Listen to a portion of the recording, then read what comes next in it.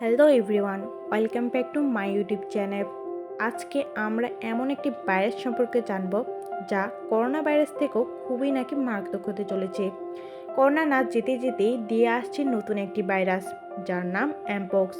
বলা হচ্ছে এটি করোনা ভাইরাস থেকে মারাত্মক রূপ নেবে। আন্তর্জাতিক উদ্যোগ থেকে আফ্রিকার কিছু অংশে অ্যামপক্সের প্রাদুর্ভাবকে জরুরি জনস্বাস্থ্য অবস্থা ঘোষণা করেছে বিশ্ব স্বাস্থ্য সংস্থা। আগে মক্সিপক্স নামক পরিচিত অত্যন্ত সংক্রমণ এই রোগে গণতান্ত্রিক কমবে প্রজাতন্ত্রের অন্তত 450 জনের মৃত্যু হয়েছে। চলুন এবার দেখে আসা যাক অ্যামপক্স কী এবং এর লক্ষণগুলোই বা কী কী। কোটি বসন্তের একই গোত্রীয় ভাইরাস হলেও অ্যামপক্স সাধারণত অনেক কম ক্ষতিকর।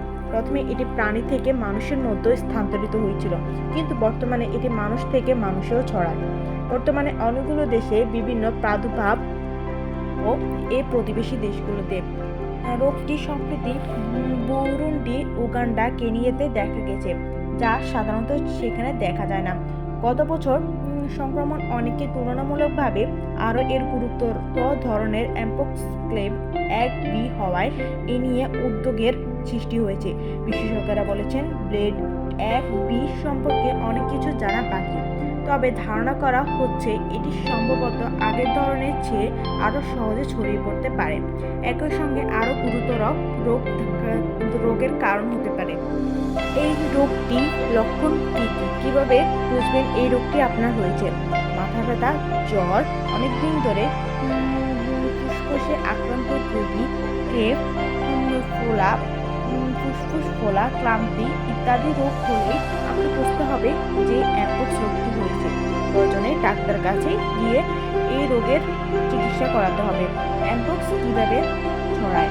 অ্যামপক্স সংক্রমণ ব্যক্তির সঙ্গে যৌন সম্পর্ক, সরাসরি সম্পর্ক কিংবা আক্রান্ত ব্যক্তির কাছাকাছি এসে কথা বলা বা শ্বাস নেওয়ার মতো ঘনিষ্ঠ যোগাযোগের মাধ্যমে এটি একজনের থেকে অন্যজনে ছড়িয়ে পড়ে। ভাইরাসটি ফাটা চামড়া, শ্বাসতন্ত্র বা চোখ, নাক, মুখ দিয়ে শরীরে প্রবেশ করতে পারে। সবচেয়ে ঝুঁকিতে আছে কারা?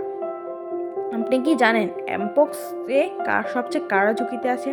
রোগের উপযুক্ত ব্যক্তি, স্বাস্থ্যকর্মী এবং পরিবারের সদস্য, তার ঘনিষ্ঠ সম্পর্কে আসা যে কেউ এই ভাইরাসে আক্রান্ত হতে পারে। তাই আমাদের সবাইকে সচেতন থাকতে হবে। করোনা ভাইরাসের মতো এই ভাইরাস যেন মহামারীতে লাখো মানুষের প্রাণ না নিতে পারে সেদিকে খেয়াল রাখতে হবে। নিজেও সচেতন থাকতে হবে, অন্যকেও সচেতন থাকতে হবে। আজকের ভিডিওটি এ পর্যন্তই। আপনারা যদি আজকের ভিডিওটি ভালো লাগে চ্যানেলটিকে সাবস্ক্রাইব করবেন, লাইক, কমেন্ট অ্যান্ড শেয়ার করে দেবেন। Tata, take care, have fun, খুদা হাফেজ।